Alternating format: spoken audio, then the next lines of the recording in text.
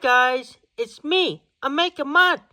Today we are unboxing a Hot Wheels 1973 Pontiac Firebird with white, blue, and black from Muscle Mania, a 10 with 230 out of 250.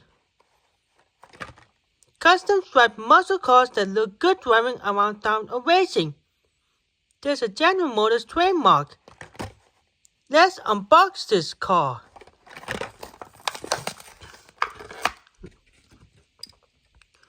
Front, we have black grille, passenger side, rear, driver side, and roof.